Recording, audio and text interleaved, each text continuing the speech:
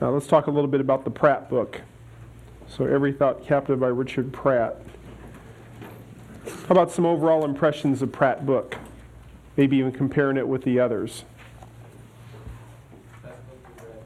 Okay, best book we've read. And why would that be so, Dan? Its clear and succinct nature, as Okay. well as its progressive, systematic, working from kind of the foundational stuff all the way through. Okay, so more practical. Okay, good. Anybody else? All right, well, let's go ahead and look at what we got here. This is an attempt to really take Van Tillian presuppositionalism and make it practical. That comes out pretty clear in the foreword, which is actually written by John Frame. The second paragraph on Roman numeral 7 with the foreword. Frame says the volume is particularly welcome for 3 reasons.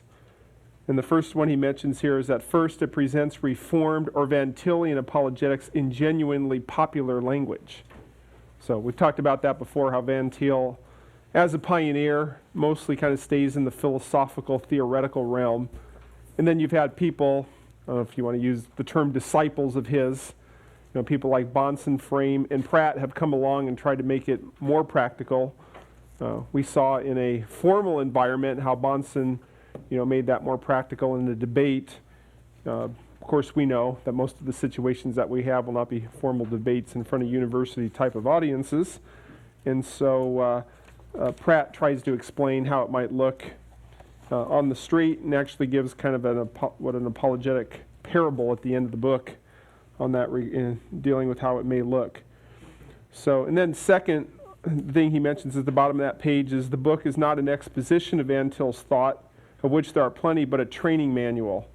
Reformed people have been generally weak in training one another to do apologetics. Generally, we have set forth the theory and have hoped that the practice would take care of itself. I thought that was a pretty honest insight there, because obviously Frame's one of the more well-known presuppositional scholars, and I think that's a pretty accurate perception. But this attitude has often kept Reformed apologetics in the status of a scholar's game. That ought not to be. Van Til's insights are life-transforming and world-transforming. And then next paragraph. Finally, the book is directed to high school students. I found it hard to believe that anyone would try to teach Reformed apologetics at that level, but Mr. Pratt actually brings it off. So, in other words, it's supposed to be at the level of even high school, which is good. Because that ends up being at the level of the average person. What do they usually say, that even like newspapers, they usually try to target the language to roughly around the 6th to 8th grade level. And so I guess you can judge for yourself whether you think he does a good job on that. In the author's note, starting on Roman numeral 9, he mentions some things. He quotes 2 Corinthians 10:5. He really goes into his appreciation for Van Til. I guess at the top of page Roman numeral 10, he particularly is indebted to the work of Dr. Cornelius Van Til, as the third line states. My dependence on his many volumes is so great that noting particular cases would be superfluous. As a footnote to the entire effort, I acknowledge Dr. Van Til, undoubtedly the greatest defender of the Christian faith in our century. If this manual earns its standing on the bookshelf, it does so because it is intended to be thoroughly biblical in its approach and popular in its presentation.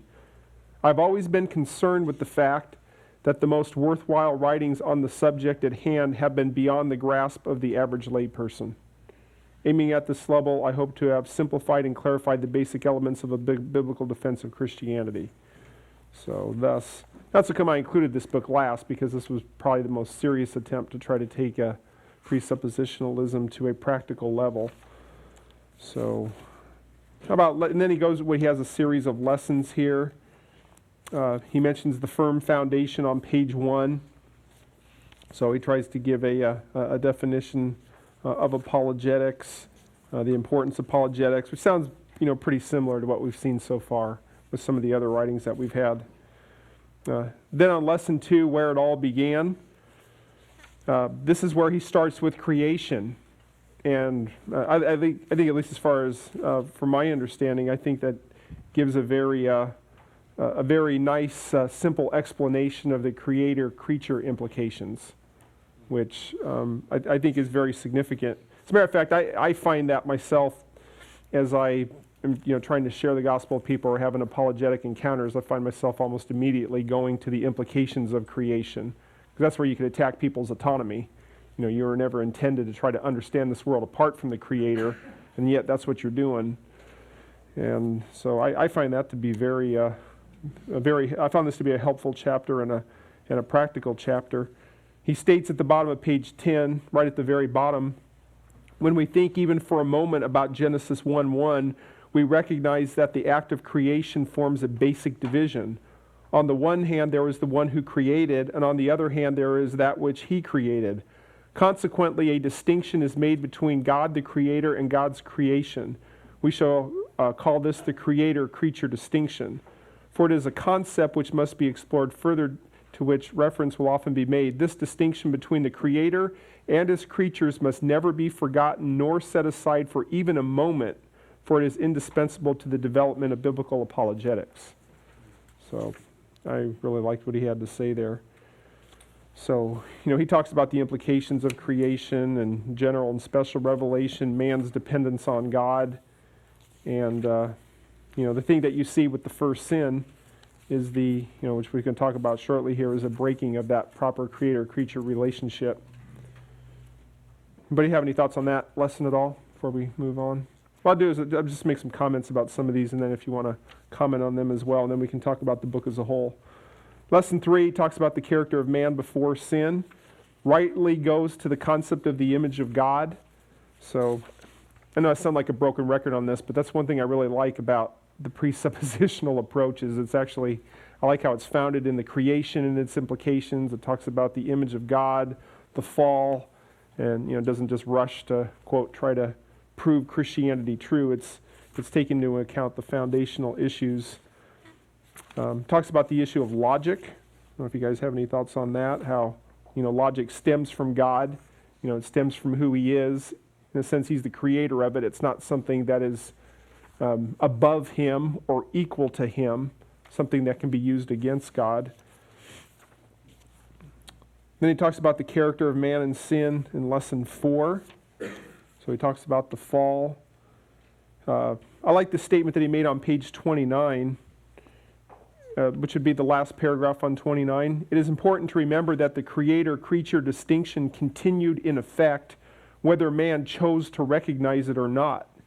Adam and Eve were no less in actual dependence on God after the fall than they were before the fall.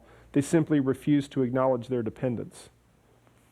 So that's true when you're dealing with a person, you are dealing with in a sense, a covenant breaker, someone who is acting autonomously, but they should not. And then you get into the effects of the fall. You just got to hammer home and keep in mind those passages which talk about the nature of fallen man, that he's his mind is, he walks in futility, he turns away from the truth. Lesson number 5, the character of man redeemed in Christ. So he talks about the implications of salvation and restoration. The non-Christian point of view, which is lesson 6, where he talks about the whole, commitment to independence. If you look on page 46, actually, let's look at page 44, the first paragraph after the Colossians quote. From our brief look at the character of man, it is evident that there are two kinds of people living in the world today, holding opposite views of God, the world, and themselves. These two perspectives will be called Christian and non-Christian philosophy, for they are rooted in either the commitment to total dependence on God or the allegiance to independence. Moreover, these perspectives involve more than so-called religious matters and theological matters. They permeate every aspect of the lives of those involved. On page 46, if you look up the second paragraph, commitment to independence is so fundamental to non-Christian philosophy that no matter how much the unbeliever may claim otherwise, every reason he may give to support his commitment is actually resting on it.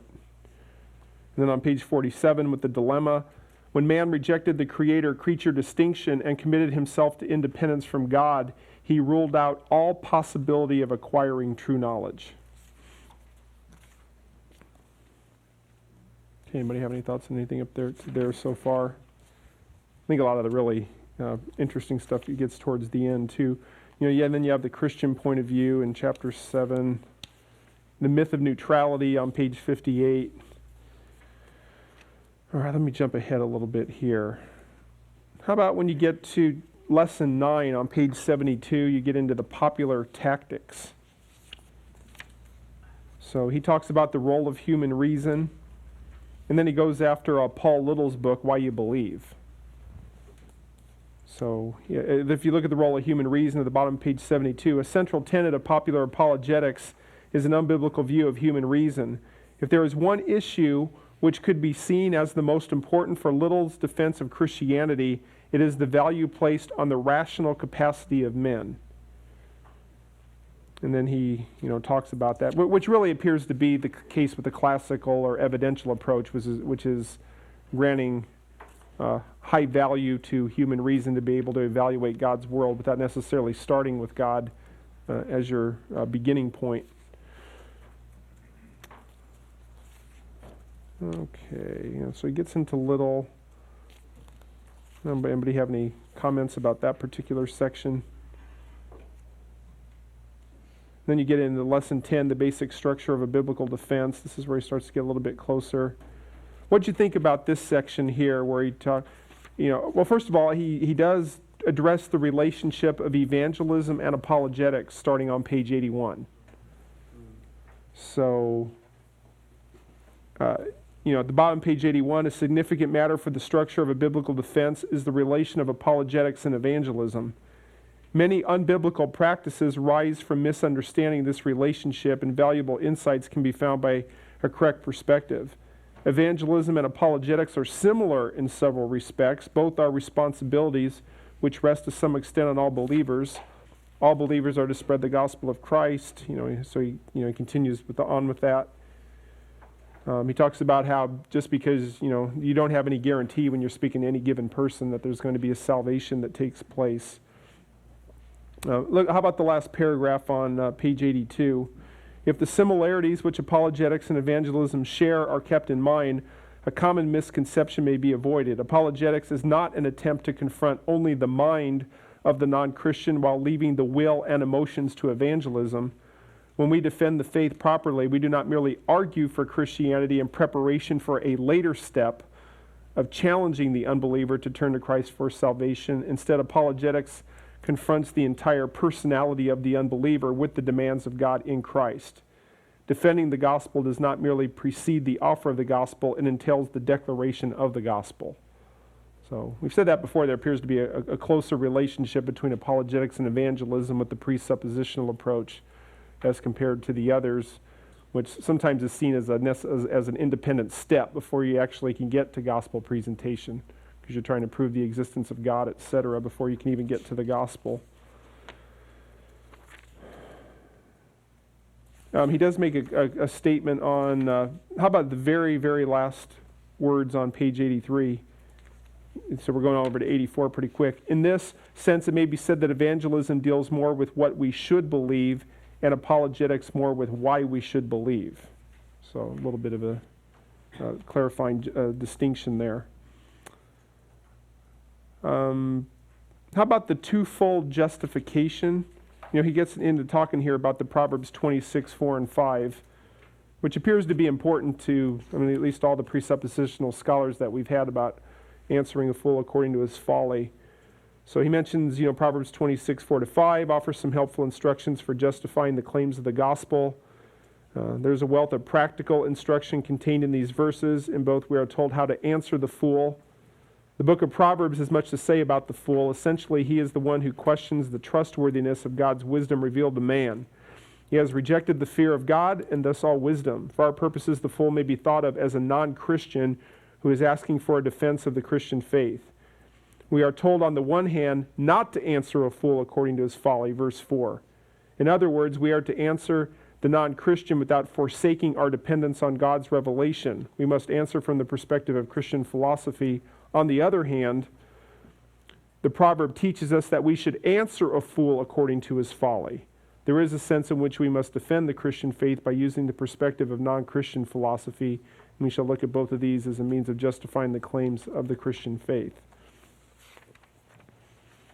Okay, then he goes into argument by truth. And again, he heavily references the Proverbs 26 passage.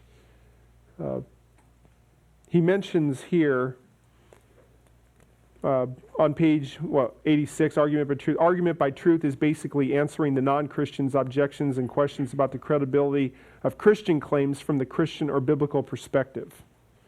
And then if you look on page 87, top of the page, argument by truth can and will take on different forms as we approach different situations, but no matter what form is given, the response must be according to the revelation of God in Scripture. For this reason, it is imperative that the defender of the faith be well studied and familiar with the Bible. One can hardly argue by truth if he is ignorant of truth. Every aspect of biblical revelation is able to be used in apologetics. So, that appears to be a pretty sound emphasis there. Knowing the Scripture and every part of it can be used in the endeavor. And the effectiveness of the apologist will depend to a great extent on his ability to handle accurately the word of truth.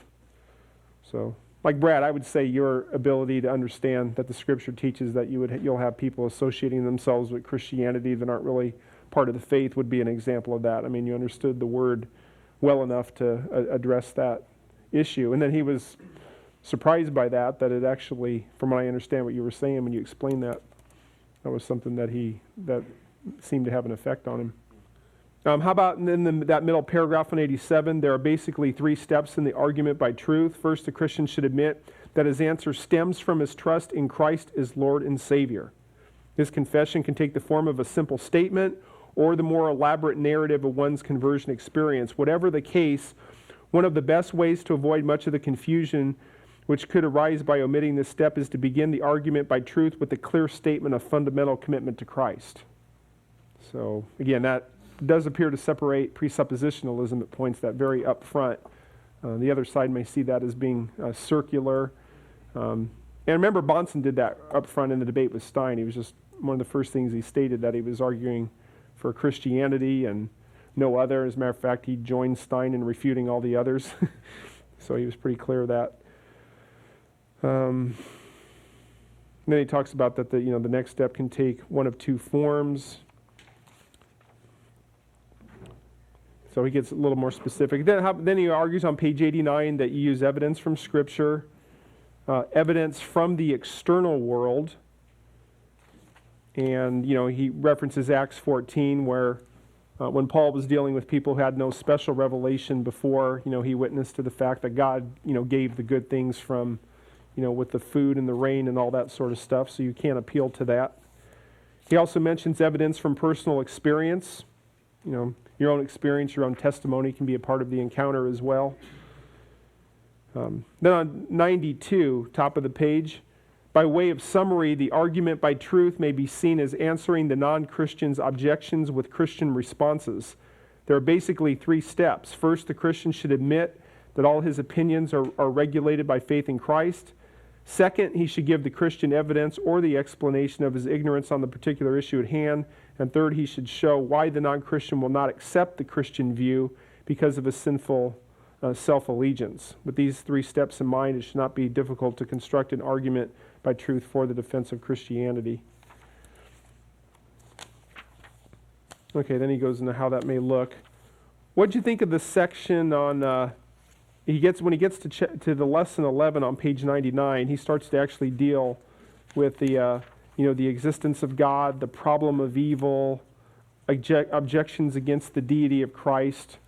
What do you think when he actually started to try to get practical as far as dealing with some of those bigger issues? Anybody have any thoughts about how helpful that was or effective?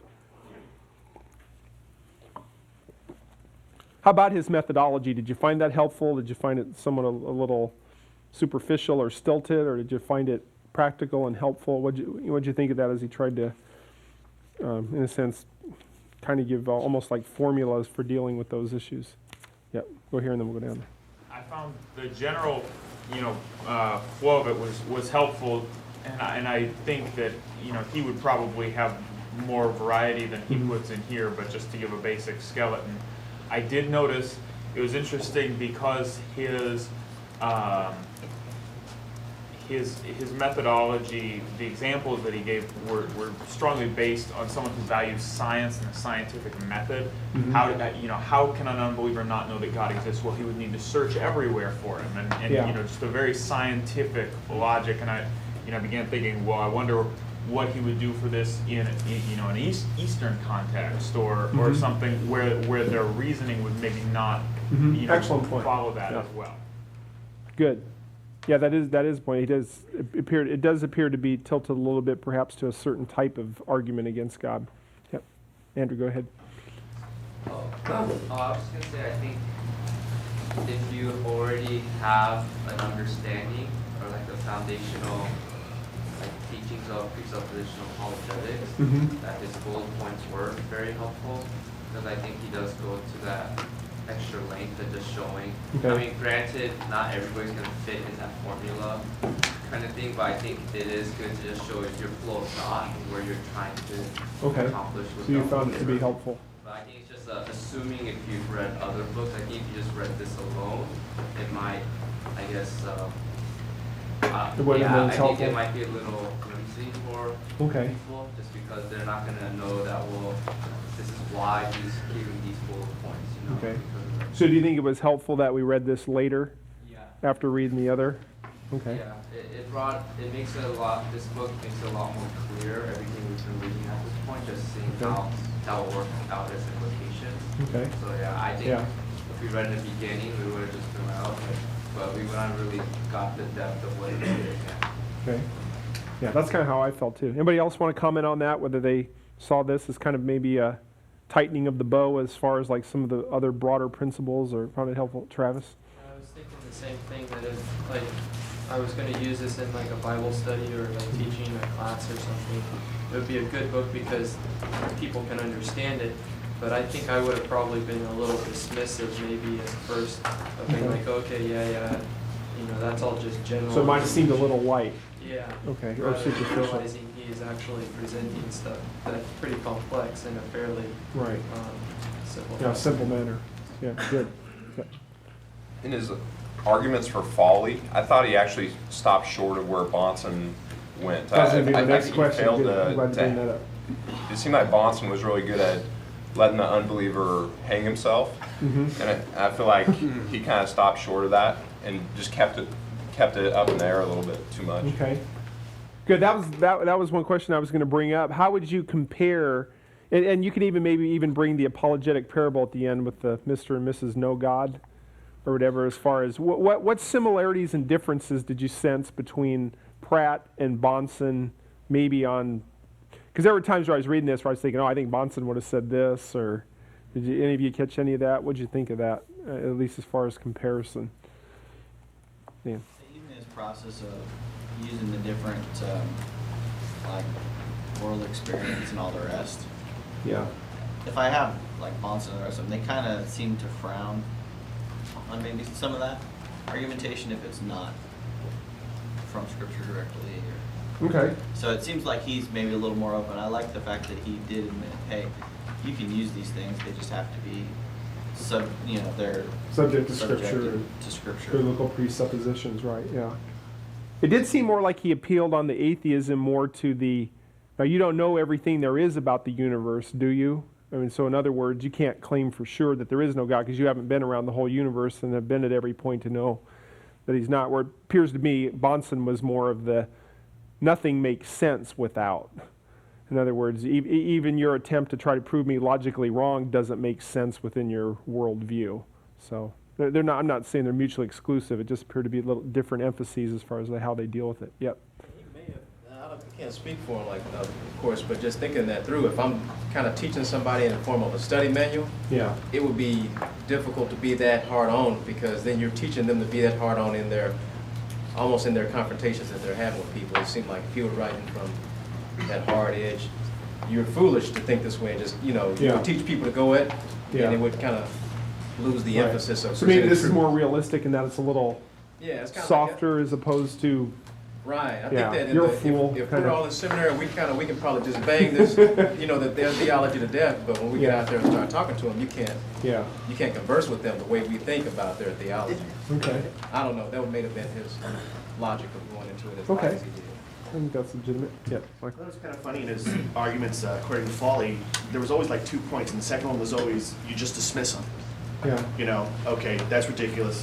Move Yeah. on. But without, You know. going into a lot of, It's just kind of like, okay, well, that's absurd, you're contradicting yourself, and, Yeah. but it was just very short, and you moved on. Mhm. To be honest, I kind of liked it, but Yeah. it just struck me as funny that. yeah. Whereas you might need a little more depth on that as to when you're dealing with it in real life. Okay. Anybody else have their hand up? So what did you think of the apologetic parable at the end? So you had defenseless Denny, and then you have certain Cindy, who's a little more bold in her, at least explicitly in her unbelief, and you have David Doubter, who's more, maybe not quite as hardcore as certain Cindy, but definitely still a non-believer. And so you have defenseless Denny go and talk to this couple who's known as the No-Gods. And then who would, the first one that you had here was Freddie Fact Finder. And who did he? It's almost like a Pilgrim's Progress kind of parable here, allegory or whatever. But who does Freddie Fact Finder represent? Yeah, the evidentialist and the classical apologist and the evidences and that kind of thing.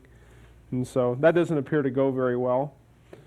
And then who was the other one? Was it Benny Bible? Yeah, Benny Bible Banger. Who does that represent? The fideist, yeah. So in other words, the person who's like believe in Christianity, you don't have to take into account any kind of reason or any kind of logic or anything like that. You should just believe just to believe. And then I guess you have the Chris who comes up. What was her exact title again? Chris Christian. And that, of course, would be the presuppositional apologist who uses the proper methodology there. So what'd you think of the apologetic parable? Did you find it to be helpful or kind of I guess maybe how would you compare? Remember Frame's hypothetical encounter on the airplane? On the end there. What do you think of this, or maybe even compare it with Frame? Do you find it to be helpful or? Okay, more entertaining. Okay. I thought both were pretty contrived, Yeah. but at least helpful in the sense that, they're probably built upon actual encounters that he's had over the years. Mm-hmm. And so, at least, hearing the author of both Frame and Pratt give those illustrations. Right. I mean, there's some helpful pieces there, but just largely contrived and Yeah. entertaining. Yeah. It seems like the main purpose too is to get big picture thing. This is in general. If you're going with an evidentialist approach, this is how it's probably going to end up. If you're going with the fideist approach, this is how it's going to end up, and then given approach of what do you think would be more biblical. Of course, in every situation, you're going to have, it's going to go a different way, and they're going to say different things. Okay, so overall impressions of Pratt then. Mostly pretty good. Was it a good read? Recommend it? Not recommend it? Anybody have problems with it? Did you find it to not be helpful or confusing or? Okay. How come? Just didn't agree with it? Same reasons from the other Okay. books. Overemphasis on 1 Peter 3:15 as a justification for its biblical position. Okay. I think that's a misinterpretation of 1 Peter 3:15. Justification of Christianity, I don't think, is a burden like the Great Commission. I think that's a misreading of the Apologia in that context. I think it was the hope of the gospel, not a contradiction of self-defeating ideas. I think that's true. Mm-hmm. Like, I didn't have any disagreements with the truthfulness of the foundations for it. Like, I think it's a biblical foundation. It's truth about God's creation, and logically speaking, but Yeah. I don't find it helpful personally. I wouldn't Okay. use it in evangelism, just because I think it's a side rabbit trail. And we need to be earnest about the gospel. That doesn't mean you don't answer to some degree, like we talked about. You know, someone says the Bible was made 40 years ago or something, you're going to obviously say something about that, but using logical constructs as a foundation to get to the gospel, I don't find it helpful at all. Maybe an intellectual person that really thinks that way might enjoy that, but I don't know. I think these are all smoke screens, and people need to just be earnest about their faith in Christ and reason about sin and righteousness and judgment. So that's the same problem I have with all the other apologetic books at the foundational level. Okay, thanks. So, All right, anybody else? Yeah, I appreciate your thoughts on that. But yeah, Nathan.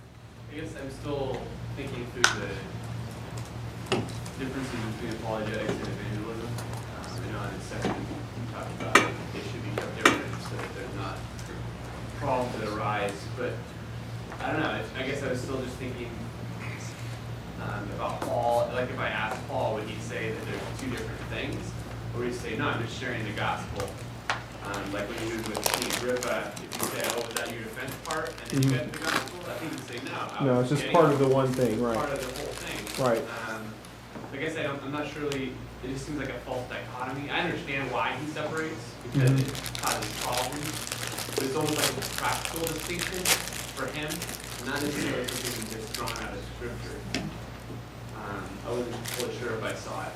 Yeah, I think that observation's pretty accurate there. I mean, it appears to be as you're sharing with the gospel, because as Paul goes, he's sharing the gospel, but he's reasoning in the synagogues, and he talks about giving a defense. So, I mean, clearly there's some sort of discussion going on there. But yeah, I don't think he would classify it as a second step, or it seems to me because they're trying to give specifics on that particular part of giving a reasoned defense that it almost comes across like that. But yeah, I don't think he would say it's two steps either. Yeah. It seems like everything we read about defending the faith has been talking to someone who doesn't believe in God. And I wonder why the whole thing seems to be just on that. Yeah, that's a great observation. That's a great observation. And I think part of the answer lies in the dating of these books. I mean, if you look at, this was copyright 1979. Bahnsen did his debate in the 80s, and then a lot of the stuff that he did that made it into his book was in the 80s. The frame book was in the 90s. It does appear that at that particular time, for a lot of the 1900s, the whole issue of atheism was probably maybe even more at the front than it is now. I mean, certainly it's an issue now, but I think with postmodernism and the influx of Eastern religions and that sort of thing, that there are perhaps more philosophical threats to Christianity that need to be dealt with. So I think that's a fair general observation. I've always stated this, that I think the presuppositionalists have done a really nice job dealing with atheism, but there's, I think ever since the mid-90s, that there hasn't been a whole lot of as much emphasis perhaps on some of the other things that we're facing today. Like I said, I've told you before that personally, I think a lot of the arguments against atheism are similar to some of the arguments you can make against the Eastern religions, because they still end up arguing for an impersonal absolute, and you can't get morality from an impersonal absolute. And I've always said I think there needs to be more work done as far as like Islam. I think you've done a pretty decent job with postmodernism, showing how that's self-refuting. But you're right. You're right in that observation that most of the arguments have dealt mostly with atheism. So perhaps one of the books that you guys can write as you move on to your THMs and THDs and PhD studies, it would be, I would say there would be room for that. I think there would be room for a book on presuppositionalism that perhaps has a section on atheism, but also a section on Hinduism and Buddhism and Islam, and maybe just some general postmodern ideas and existentialism that are being faced today. I think that would be helpful. Brad? I thought one of the best chapters in the whole book was 8 on attitudes. Mm-hmm. Because it was proven true with this mailman that I dealt with. it was really convicting that his own family members were the ones that had caused him to continue his rejection of the faith. Mm-hmm. They were constantly pushing him toward TBN and that sort of thing, and yet he saw a distinct inconsistency in their lives. Yeah. And to me, that was very convicting for my own life. Mm-hmm. You know, I'm a seminarian, I'm a pastor. Right. What do my family members say?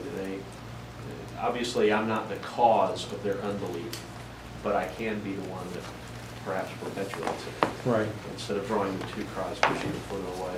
I thought you did a really good job. I understand the other writers are defending presuppositionalism, but Pratt's writing a manual, and I think that's a critical part of our apologetics. Yeah, absolutely. Yeah, the attitude, the action, the right. And we should never forget that. That's good. Okay, any other final comments on Pratt before we move on? Okay, let's. Before we got a little bit of just a couple minutes here before our break. I also wanted you to, we also had some readings to start in the Geisler book. Part of the reason why I had you look at some chapters in this book is, first of all, I thought it would be good just to, in a sense, since we're in apologetics, to have this is a real classic text on classical apologetics. And so, of course, we're going to disagree with Norm Geisler on a lot of his, some of the foundational things in regard to apologetics. So I think it's, good to see and have this as a resource as you see how he works through things. There is another reason why I wanted you to have this book, and it is because although we would have problems with his apologetic methodology on some key points, and he is, pretty openly Arminian and is openly Thomistic in his reliance on Thomas Aquinas, some of the analysis that he does on the history of different worldviews and the thoughts of, people like Kant and Hume and Wittgenstein and people that have affected worldviews that people hold today, is probably one of the better, succinct explanations of various people who have affected how people think today. So now maybe this would be a better book for Apologetics Part 2, sort of thing where you maybe get a little more into some of the how the whole Enlightenment worldview developed, and the influence on Wittgenstein and other people as far as how people interpret things today. I think those things, I don't think that's necessary to have to know that stuff, but I think if you're doing worldview analysis, it becomes helpful. So one of the things that I remember when I read this through for the first time was that some of the people that you'll hear thrown out who have impacted how people think today and how it's influenced different worldviews, he gives some pretty nice, succinct explanations there. So, so in that regard, I think that it's helpful. So hopefully we can see that distinction between disagreeing with Geisler on some foundational issues of apologetics, but also having somewhat of an appreciation of his ability to summarize some of the key people who've influenced thinking. So let's look at, he has a chapter on agnosticism, which is chapter 1. We're starting on page 13. I think this chapter, some of it's easier to understand than others. It's not super long, but he makes some distinctions in here that I think are helpful. And one of the things is, and what we've done now that we finished with Pratt, there's a sense in which we're, spending the rest of our time looking at worldview analysis. So, last time I was here, before Nate spoke, I talk about that I think that there's, roughly, 9 or 10 different elements of every worldview that they try to give answers for things. And we talked about the Christian worldview and how we believe that obviously gives the correct answer for all the major issues. So I want to talk a little bit about agnosticism, a little bit about atheism, a little bit about deism, and then, I want to talk a little bit about the Eastern religions. And then as we get towards the end, we'll talk more about Islam. So this is a little bit different than, this is my third time teaching this.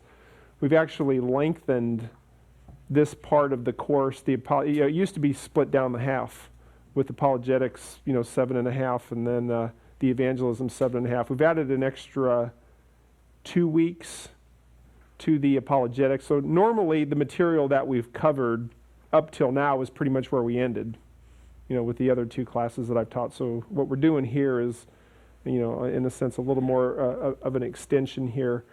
So one of the things is being, aware, of the different philosophies and worldviews. Again, not that every believer is required to know these things, but as people who are going to be leaders in the Christian community, I think it can add a depth to your ministry as you understand the basic principles of, why the Enlightenment was popular, how the Enlightenment still impacts people's thinking, postmodernism, why are people influenced by that? How do we refute that?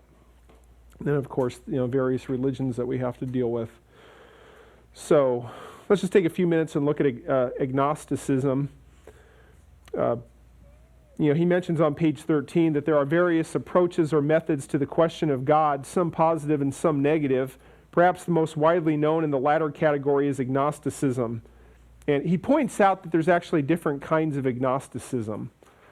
And I think that's true. Now, I think your average on the street person who's somewhat aware of the term will say that an agnostic is a person who doesn't know whether there is a God or not. I mean, I think that's kind of the general basic on the street understanding. So if a person says they're agnostic, usually what they're attempting to say is that I don't know whether there is a God or not. Now, theologically, we know that's not true because of Romans 1. And actually, Frame, at the end of his book, Apologetics to the Glory of God, points out in his hypothetical encounter that you could say, well, you must go to church twice a month because you're hedging your bets because there may be or there may not be, so you probably go to church twice a week and then don't go the other 2 times. And, of course, in saying that flushes out that, agnosticism is really just a mask for unbelief. But there's a more philosophical understanding of agnosticism, which goes back more to Hume and even more particular Immanuel Kant, and kind of dealing with Enlightenment ideas of the 18th century, and that's the idea that there actually is a God or some kind of supreme being, but we can't have any knowledge of that being. So that was pretty much Immanuel Kant's view. He believed in God, but he didn't believe that you could use your reason to understand anything about God. So there was a sense in which the supernatural and the concept of God or the soul or the afterlife were in a realm that was totally unknowable.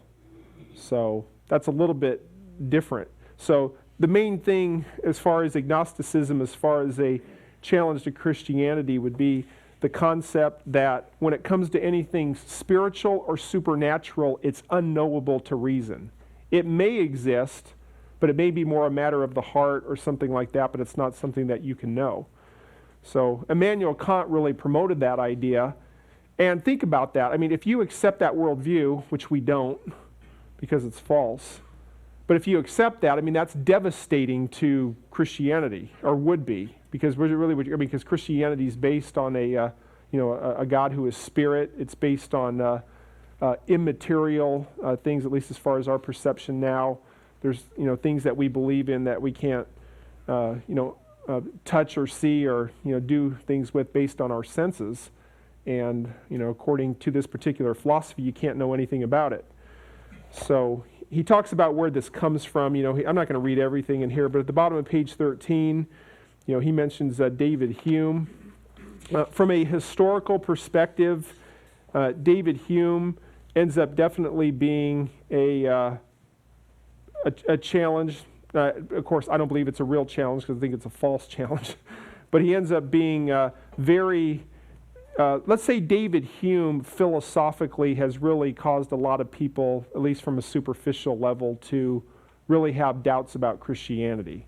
Of course, we know if God's calling somebody, if they're elect, if his Spirit's working, that true believers persevere. So I'm speaking more from a human perspective. But the eyes of, or the ideas of David Hume have really caused a lot of people to be skeptical towards Christianity. If you remember the Bonson-Stein debate, David Hume's name came up over and over again. And I think Bonson pointed out that Stein didn't really understand what David Hume was talking about. But David Hume will, argue pretty much almost an atheistic view. He'll also argue the impossibility of knowing cause and effect, the unlikelihood of miracles. And so he's often kind of known as a guy who's people who are usually atheistic and naturalistic usually view David Hume as one of their bright lights, which shouldn't be the case and is not the case. So anyway, David Hume had a real skepticism. I mean, that's talked about on the pages 14 and 15. I think more importantly for our concern is probably Immanuel Kant. Immanuel Kant, like I said, usually when we hear his name, we think of some highfalutin, European philosopher, someone who, clearly not a believer, and I believe that's the case as well. But Immanuel Kant has affected how a lot of people, even till today, think. And so, you don't necessarily have to know a whole lot about Immanuel Kant, but you can know that his unbiblical philosophy and worldview has definitely impacted how a lot of people in the West view reality. So I think it's good to know that, and I think Geisler actually makes some good points in refutation of Kant here. If you look at page 15 on the agnosticism of Immanuel Kant, it says the writings of Hume had a profound influence on the thinking of Kant. Before reading them, Kant held to a form of rationalism in the tradition of Leibniz. Leibniz and Wolff following him believed reality was rationally knowable and that theism was demonstrable. They followed a long line of Western thinkers from Plato through Augustine, Anselm, and Aquinas, who held that there were proofs for the existence of God. It was the pen of Kant that put an abrupt end to most of this thinking in the philosophical world. So let this paragraph sink in a little bit, because I think this is an accurate analysis. Up until Immanuel Kant, who's living in the 1700s, there was oftentimes a general assumption. Of course, you would have exceptions to it. But there was a general assumption that it was not unreasonable to believe in God. We may not like Thomas Aquinas' approach. We may argue against starting with cosmological argument. I mean, all those things. But there was a general understanding all the way from even the Aristotle and Plato on throughout most of the the time up until the 1700s, where it was generally believed, even by the average philosopher, that God's existence was not something that was irrational. It was something that could be shown. It wasn't an unreasonable thing. So when he mentions there at the end of that sentence that it was the pen of Kant that put an abrupt end to most of this thinking in the philosophical world, he's right on that. So as a matter of fact, I think I think you can say whenever somebody makes a statement like, you can't really know when it comes to anything about the supernatural realm, that there's a little bit of the ghost of Immanuel Kant in that kind of thinking. And that's very common today. I mean, most people are, I remember being 9 or 10 or whatever and having our, actually I've been a little bit older because I'd have been saved, so it must have been more when I was like 14, but having relatives come over and we had a little plaque in our house saying, Christians aren't perfect, they're just forgiven. And I just remember my uncle walking by and seeing that and just kind of shaking his head saying, how could we even know that's true? Just kind of, and just to me that kind of symbolized this idea of, just when it comes to spiritual truths or things like that pertaining to God, you just can't know. So as far as a philosophical, were there people who thought like that before Kant? Sure. But it was Kant who really helped make that an important part of philosophical thought since then, and will be one of the major contributors to the whole Enlightenment modernism mindset, which has been so antithetical to Christianity. So if you look on, let me just finish my thoughts on this, then we'll take a break. There's a statement that he makes here on page 16 where he summarizes Immanuel Kant. And let me read, I'll just read from the top of the page. It's basically about the last 6 lines that are real significant here. But, he mentions here at the top of page 16, on the other hand, Kant granted Hume and the empiricism their basic contention that the content of all knowledge came via the senses. And, that's what Hume wanted to argue, is that the only way we could know anything was through our senses. The stuff of knowledge is provided by the senses, but the structure of knowledge is attained eventually in the mind. This creative synthesis solved the problem of rationalism and empiricism. However, the unhappy result of this synthesis is agnosticism. For if one cannot know anything until after it is structured by the a priori forms of sensation, time and space, and the categories of understanding, then there is no way to get outside one's own being and know what it really was before he so formed it. Now, that sounds like a lot of gobbledygook, but it's this next part here that I think is significant.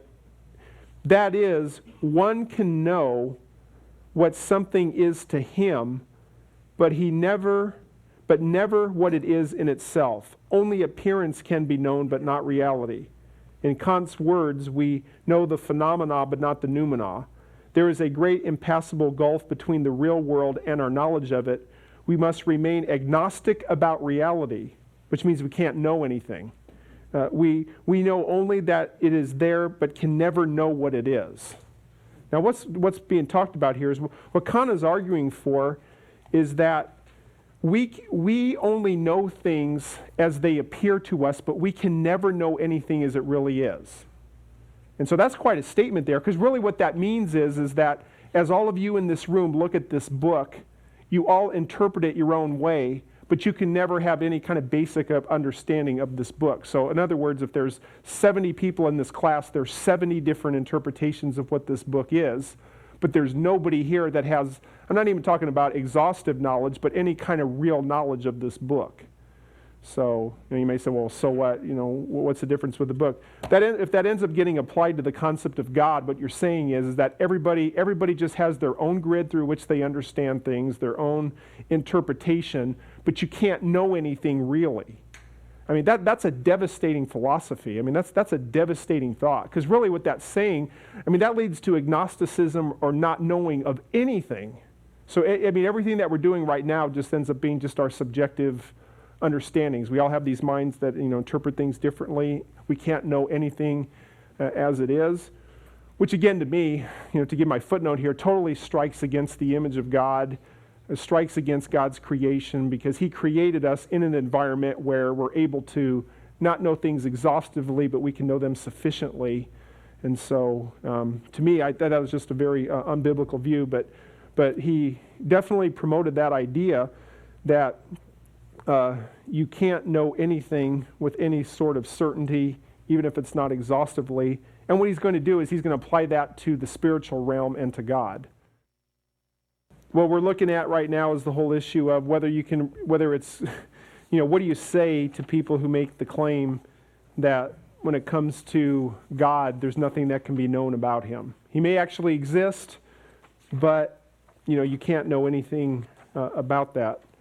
I think the simple biblical explanation will be that's rebellion. I mean, that's running from reality. That it goes against how God made the world. Just to kind of show you the inconsistency of it is Immanuel Kant, who argued that you can't use human reason to know anything about God, also was a believer in God. Now, he would be a liberal from our standpoint. I don't think he was a believer in the true sense, but he was a believer in God. Quotations around the believer. And as a matter of fact, even tried to convert his butler, who was an atheist. So we're not dealing with somebody who's just a straight atheist in this regard, although he would have been equally as lost as an atheist. But make sure you understand that point there about those last 6 or 7 lines of that first incomplete paragraph on 16, which is basically in a nutshell, is that all of us interpret the world differently. We all have our different apparatus, mental perceptions going, and we can't know anything as it truly is. Now, in saying that, I would want to affirm that I don't think anybody but God knows any particular thing exhaustively, but I think we can know things sufficiently, and we can know things as they really are. Of course, God is the only one that has the perfect, exhaustive understanding. And so thus I'm just giving my opinion here, which I think is biblical, but just because you can't know something exhaustively doesn't mean that you don't know something sufficiently. And I would say that's true almost for any doctrine. I mean, do I fully understand the implications of the atonement of Christ? I mean, no. I don't think anybody does, or what it means for the lordship of Christ. But can I understand those things sufficiently, for salvation? I mean, there seems to be a minimal level of mental understanding that needs to be there in order for that to, apply to your life and for, you to be a believer by the grace of God. So you may not know things exhaustively, but I think you can know things sufficiently. But with Kant's view, you can't even really know anything even sufficiently, because when it comes to reality, you can't know it with any kind of sufficiency at all. So now what's the answer to that? Well, before we do that, let's just look at one more guy, A.J. Ayer, and then we'll look at a little bit about what Geisler points out as far as dealing with agnosticism. When you get to A.J. Ayer, which is later, so I think you're getting around the time of once you start getting around the time of the late 1800s and the early 1900s, you have a movement called logical positivism, which I think comes into play here. So now if you look on page 17, following up on Hume's distinction between definitional and empirical statements, Ayer offered the principle of empirical verifiability. This affirmed, so in other words, this is another offshoot. I mean, when you look at a worldview, you can say that there's different variations. So this is, we're still dealing with agnosticism, or a form of it, and this is what was argued. Ayer offered the principle of empirical verifiability. This affirmed that in order for statements to be meaningful, they must be either analytic, Hume's relation of ideas, or synthetic, that is definitional or empirical. Really, in a nutshell, what that means is that, this is kind of the layman's understanding of what Ayer was saying, is that in order for any statement to be of any kind of value or to be legitimate or meaningful, it must be something that can be empirically or physically proven. That's pretty much, so in other words, that totally ties into an enlightenment mindset. We're emphasizing reason, we're emphasizing science. That sounds really noble to the to the unbelieving mind. We're just going to believe those things that we can prove, the things that we can put into a test tube. So that kind of ideal, and I can't remember if he mentions that here, but this approach ends up being linked with logical positivism, which really flourished I think in the early 1900s, and then it went out like a Roman candle, and I'll explain why.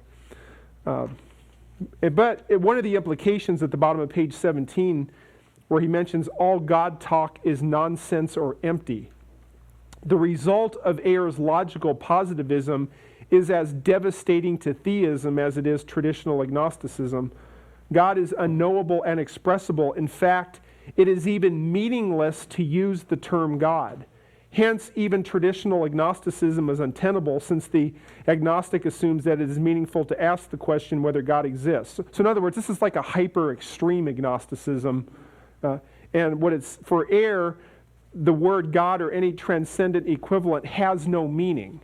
So if you take this approach, and as a matter of fact, I think this would be kind of in line with some of the teachings of Wittgenstein, who would argue this later hermeneutically, is in a nutshell, this approach is saying that even bringing up the concept of God or any spiritual realities is just flat out meaningless. At least the agnostic is saying, well, there may be a God, but we can't know anything about it. There's some sense in which that simple form of agnosticism is somehow giving justice to the concept of God. But according to some of the philosophers, the concept of God is not even anything that is meaningful. You can't even make a meaningful statement of it. To use God in a sentence is to bring up a nonsense concept or a meaningless concept. Now again, think through the implications of that.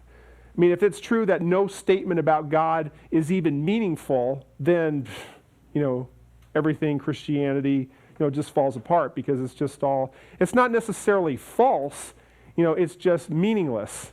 And so it's almost worse. I mean, at least when you're dealing with atheism, a lot of times they'll say, well, Christianity is false. These people are just saying it's not even a topic of discussion. It's not even worthy of discussion because it's just meaningless. It's almost, I don't know if this is a great analogy, but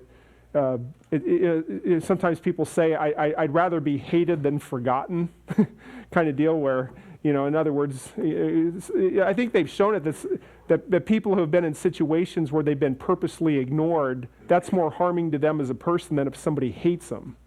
Because when you're ignoring somebody, you're just literally just saying, you're not even worth my time.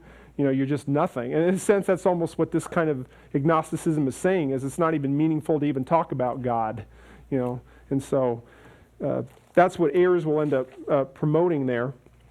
So if you look at on page 18, what this ends up leading to, and later with Wittgenstein, I'm not going to get a whole lot into that, but if you look at the very last line of the, you have the second paragraph, and then the last line of the paragraph, what this ends up leading to is that God talk is metaphysically meaningless. So it's metaphysically meaningless, according to them. Now, when you get to the evaluation here, again, I don't line up with all of Norm Geisler's approach to things, but I think he makes some things here that are significant that actually, I think on some of these points he makes would sound very Bahnsen-like to me. And so I think actually the points he proves here can be used from a presuppositional, transcendental argument perspective. But if you look at this here, he says, as we indicated earlier, there are two forms of agnosticism. The weak form simply holds that God is unknown. That is, that we do not know God. So that's the Kant form. This, of course, leaves the door open that one may know God, and indeed that some do know God. As such, this kind of agnosticism forms no threat to Christian theism. Actually, that's not. I take that back. That's actually a little bit different than Kant. But he says, as such, this kind of agnosticism forms no threat to Christian theism. The second or strong form of agnosticism is mutually exclusive of Christianity, and it claims that God is unknowable. That is, that God cannot be known, and that's really what Kant was arguing. So how do we deal with this? Well, if you look on page 20, Geisler makes the point that agnosticism is self-defeating, and he makes an interesting point here that I agree with. He talks about how complete agnosticism is self-defeating, which means is that it's inherently inconsistent. And in a sense here, I think what he's doing with agnosticism would be pretty similar to like what Bahnsen was doing with the atheist, where when you think through the implications of this worldview, it's inherently inconsistent. The reason why is he points out it reduces to the self-destructing assertion that one knows enough about reality in order to affirm that nothing can be known about that reality. Are you starting to see the inconsistency in that statement? It's claiming that one knows enough about reality in order to affirm that nothing can be known about reality. This statement provides within itself all that is necessary to falsify itself. For if one knows something about reality, then he surely cannot affirm in the same breath that all of reality is unknowable. So in other words, you have to know something about something to declare it unknowable. So the very statement that God is unknowable, you have to know enough about God to declare God unknowable. And what's interesting is Kant even believed that God existed, but he would say you can't know anything by reason. Well, how did he even come to that conclusion? I mean, you have to use your reason to make a statement that God is unknowable. So the statement that one knows enough about reality in order to affirm that nothing can be known about reality is a self-refuting statement. So in other words, that kind of agnosticism is inherently self-refuting. So if somebody were to claim that to you, there may be a God out there, but we just don't know, we can't use our reason, you would say, well, you must know enough about God or that reality to make that declaration. And in doing so, you would show the circularity. Does that make sense? Because in other words, that's the whole thing falls apart just by looking at the declaration itself. As you go on in the paragraph, and of course, if one knows nothing whatsoever about reality, then he has no basis whatsoever for making a statement about reality. It will not suffice to say that his knowledge about reality is purely and completely negative. That is, a knowledge of what reality is not. For every negative presupposes a positive.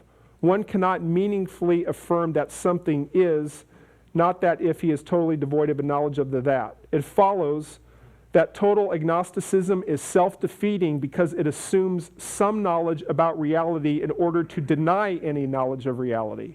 So it's kind of similar to when you're dealing with postmodernism, where people will claim there is no objective truth, but in making that statement they've refuted themselves because they're declaring universally that there is no objective truth. They're trying to say all truth is subjective, but they expect you to take that statement as a universal truth. So if somebody makes the statement, there is no objective universal truth, they're making an objective universal statement, and in doing so, it's self-defeating. And you have a right to point that out. I mean, if somebody declares there is no, all truth is subjective, you have a right to say that doesn't even make sense. I mean, you just refuted yourself right there.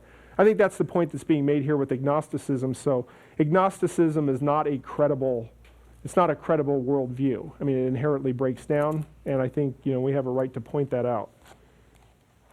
Yeah. Dr. Vlach, in your encounters with unbelievers, I don't know if you pointed that out, kind of like the inconsistency of their thought.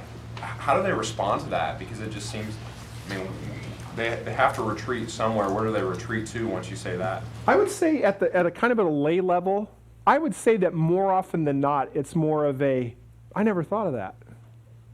I think when I was in a university, when I was dealing at a college level, though, when you get people who are more, in a philosophy class who want to argue with you after class or whatever, I usually don't get that response. There's more of a change the subject or, that's not convincing to me or whatever. But I would say more times than not, there's been a, I never thought of that. Not necessarily rush to Christ right away because of that statement or whatever, but you know what I mean? But so I think with the average person, sometimes they they'll say, yeah, I never thought of that before. That's been my experience. Now that's just on a small sample. That gets played out over 100 people, we might find a different response. And then if you look at, when you talk about the thing by Ayers, actually, let's see, I got off page here. So anyway, that kind of agnosticism is self-defeating, yet that philosophy became so ingrained in the Enlightenment that there's so many people that have believed that. If you look at the Ayers on page 23, the reply to Ayers statement, remember Ayers takes it even further and says, the only meaningful statements are those that can be physically or empirically verified. As Geisler points out here, as has already been noted, the principle of empirical verifiability is set forth by Ayers is self-defeating. Now you want to take a shot at why it's self-defeating? Because you can't prove that statement empirically. The declaration was that only those statements which can be physically verified are meaningful. You can't, but the thing is that statement ends up being nonsense. I mean, if you take that literally, that means that statement itself has to be nonsense because you can't empirically prove logical positivism, that ends up being the title for Ayers' view. So if you make the statement that only those things that can be proven empirically are meaningful, that would throw out that very statement because that statement can't be proven empirically.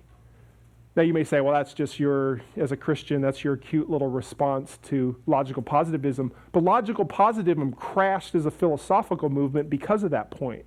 I mean, it's not just Christians that rejected that. There were philosophers who looked at that and said, well, yeah, wait a minute.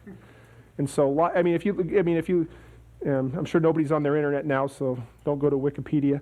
But if you were to look it up, you'll see that logical positivism as a movement crashed, I think, in the early part of the 1900s. You might say, oh, there's some remnants of it here or there or whatever. But that literally, just from a secular evaluation of it, that movement ended because somebody pointed that out. So anyway, I think when it comes to agnostic, how does that work out practically? Does that mean that every believer in your church has got to study Kant and Hume and Ayers? No. But it means that, but clearly that kind of thinking is a part of many people's worldviews. And I think you have a right as a Christian minister, pastor, whatever your role, to point that out. Yeah. Is that the same kind of thinking? I remember my freshman year at a secular university in biology, basically the professor said, we're only going to talk about these things here. We're not going to get into the theory of God and right. all those possibilities. And his reasoning was, I'm not saying that's right or it's wrong, but since we can't either prove or disprove that, then we're not going to waste our time and we're going to talk about this. Because if there is a God, then obviously he could have done anything he wanted. I would say that's totally related to that, yeah. Okay. Yeah, that's an agnosticism. It's not even necessarily a denial, but it's just like, we just can't. Yeah, I would say that it's related to that. And since this is God's world, we can't escape getting back to origins and metaphysics and epistemology and all that kind of stuff. Because a lot of people want to study parts of God's world without thinking through the implications of God. And that would be like a classic case of that. So, anyway, I like I said, Geisler is a classical guy, but I think you could argue, I mean, if you remember when Bahnsen talked about the transcendental argument, when Christianity is true because the impossibility of the contrary. If somebody were to give that sort of argument of agnosticism or logical positivism, which, like I said, is mostly a dead movement, though, but at least with you do see some of the other with Kant's thinking. I mean, that I think you could argue this transcendentally. Any thoughts are clear? Does that make sense? The whole thing that we talked about I guess the main thing I'm getting at here is that it seems to me pretty simple to show that those are self-refuting worldviews or statements. I don't think you necessarily have to get a PhD in philosophy to see how that works out. Okay. All right. Let's. Anybody else have any thoughts on that chapter? Chapter 1. All right, let's look at a little bit. I mean, the next one we have was the atheism, which would be chapter 12. Let's look at some of the things that Geisler says about atheism here.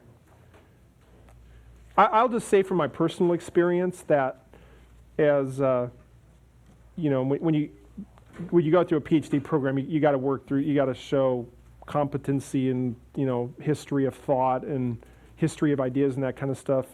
I'll just say that as I was looking at a lot of different books, I found, although I disagree with his apologetic methodology, I found Geisler's explanations of the history of ideas to be probably the sharpest and most helpful and perhaps, I won't necessarily say easiest to understand, but because you can read a lot of books on these guys and still not know what in the world's being talked about. And so if you're interested in that, and again, you don't have to be or whatever, but if you're kind of interested in the history of ideas, this is a good book just because it helps with understanding, major people who've influenced how people think today. So he talks about atheism on page 215. He starts out by saying atheists claim that there is no God. They contend that there is no God in the world, and there is no God beyond the world. Furthermore, there is no God who is actually both in the world and beyond the world, as theism claims, nor is there any panentheistic God beyond the world who is related to the world as a mind to body. There is no God of any kind anywhere. Of course, atheism is not merely a negative position. Most atheists do not view themselves as anti-theists, but simply non-theist. As non-theists, atheists offer a positive view of their own, which they may call humanism, materialism, naturalism, or positivism. Since we are primarily concerned here with the question of whether there is a God, and if so, what kind of God he is, we will consider the arguments and reasons given by major atheists. So he talks about, the next paragraph, atheism comes in many varieties. The term atheism covers a widely divergent group of thinkers. There are traditional atheists who believe that there never was, is, or will be a God. Jean-Paul Sartre. Then there is the mythological atheists like Nietzsche, who believed that the God myth was once alive, that is, was a model men believed and lived by, but this myth died and is no longer workable. So if you've done any study, on Nietzsche, he ends up really being to me, he's like the epitome of the atheist. You had a lot of people like Hume and others who were like borderline atheist, but he comes along and he's in a sense, a foaming at the mouth atheist. He's an actual overtly hater of Christianity. Of course, every believer is that in their heart, but as far as like an exponent spewing hatred toward Christianity, Nietzsche really fit that bill. So one of the things that Nietzsche argues for is that, remember the popular designation, God is dead? Nietzsche helped popularize that idea. And of course, he believed God is dead, not in the sense that God was, once alive and doesn't exist anymore, but he held that Christianity and belief in God and throughout history was actually needful for a time, but it's not needed anymore by modern man. So there was a time in history when we didn't have science and we didn't have the Enlightenment, that just to explain things in the world, we had to give some kind of supernatural explanation. But now that we're enlightened and now that we have science and technology, we don't need that anymore. So when Nietzsche talked about God is dead, he was just saying there is no more need for Christianity. In other words, what's interesting is he would actually state that Christianity kind of served a purpose for a while, but then eventually, because of modernism, that we don't need it anymore. So he would talk about things like we got to get rid of the morality of the herd, which is the whole Christian approach to life. He talks about that people are just in a sense dumb followers of old ideas. So his wasn't just I don't believe in God. He was we need to just get rid of Christianity entirely and have a whole new ethic and a whole new approach. It's not fair to call Nietzsche a Nazi because he lived before the Nazis, but the Nazis would pick up on a lot of ideas. His idea of the Übermensch, the Superman, which is pretty much the even if you have to step over people to be everything that you can be, do it. A real, definitely anti-biblical philosophy of how you view yourself and others. So, anyway, that he mentions kind of that distinction. Nietzsche emphasized more of the God as myth that's given way. I'm not going to read everything in here. We dealt with atheism a lot, obviously, with the Bahnsen book. He talks about some of the various arguments for God that have been given, cosmological argument, ontological argument. Let's see. I guess you come to his evaluation of atheism on page 223 and following. He actually let's come to page 224 instead of 223. Let's go to 224. At the bottom of the page, the critique of atheism as a worldview.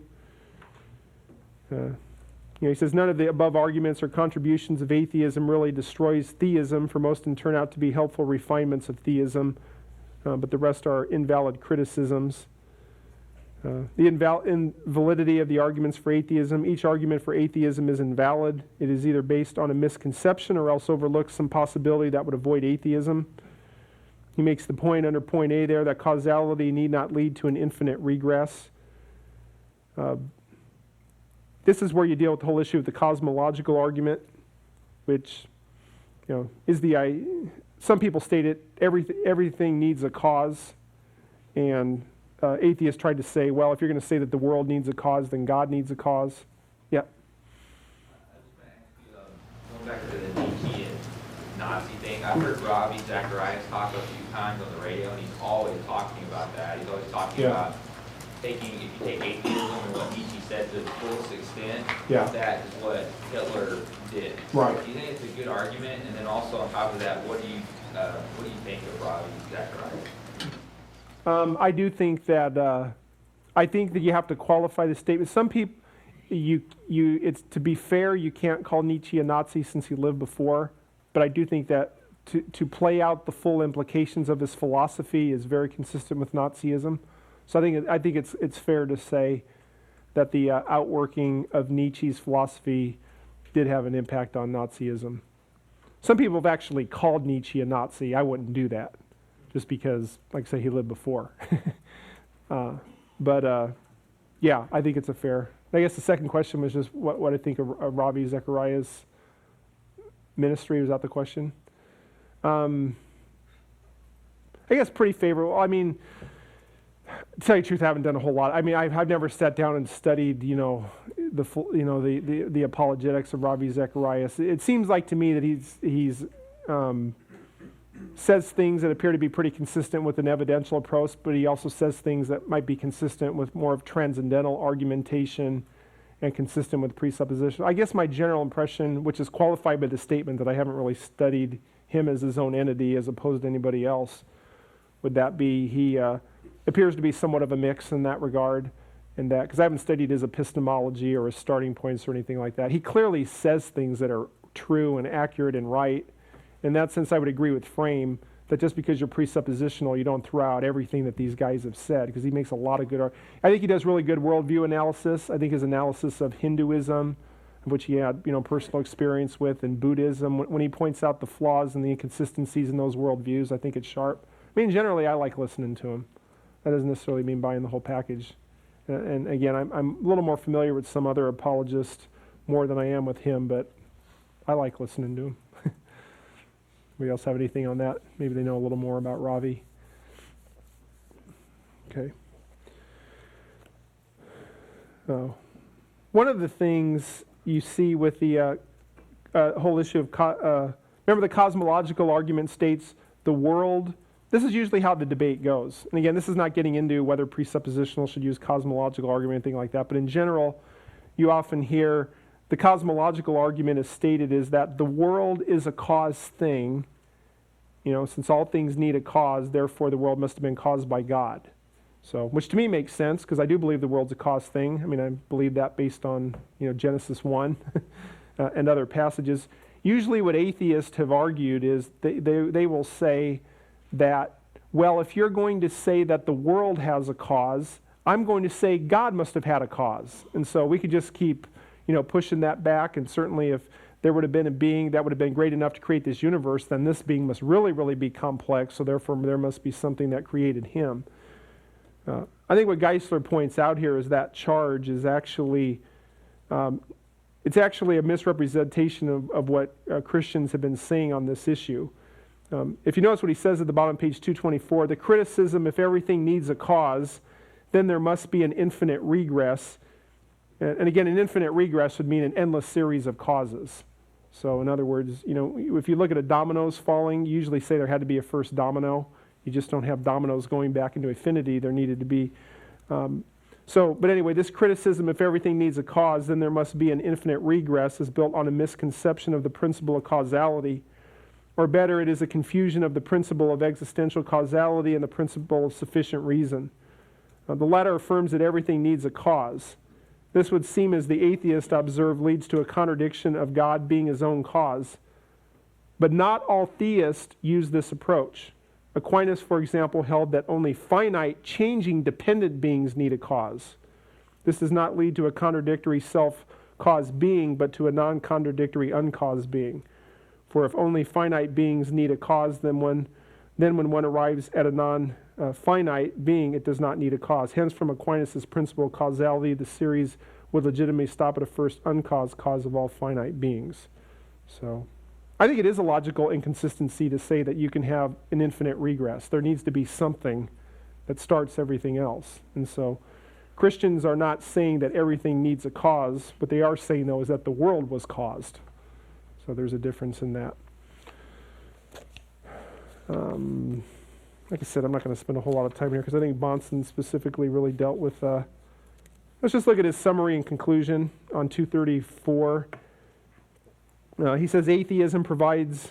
I wouldn't agree with this. Some valuable correct. I don't agree with that statement. But if you look at the next paragraph, however, as a total worldview, atheism does not measure up. First, its arguments are invalid and often self-defeating. Actually, let's point that out. This is where you'd see a little bit of his evidentialism here. As he's trying to be objective here, he'll usually say, well, these other worldviews make a good point on this and that. Atheism provides some valuable correctives to and modifications of theism. I mean, maybe I'm taking him out of context here, but I would say atheism is never right in what it affirms against Christianity. It doesn't make any contributions because it goes against reality. I suppose if for making a sloppy argument, we can maybe refine things better, but I wouldn't agree with that. But he says, however, as a total worldview, atheism does not measure up. First, its arguments are invalid and often self-defeating. Second, many atheistic arguments are really reversible into reasons for believing in God. Finally, atheism provides no solution to basic metaphysical questions regarding the existence of the universe or the origin of personality and the actualization of the world process. Atheists must believe that something comes from nothing, that potentials actualize themselves, and that matter generated mind. It seems much more reasonable to believe in a God, and again, we would say it's not more reasonable, it's the only view, to believe in a God who made something where and there was nothing, who actualized the potentials that could not actualize themselves, and whose mind formed matter. So I think on that last little paragraph there, you could argue that kind of stuff transcendentally. But you see a little bit of his evidentialism there. It's like, well, this is more reasonable. I wouldn't like the way that he words that.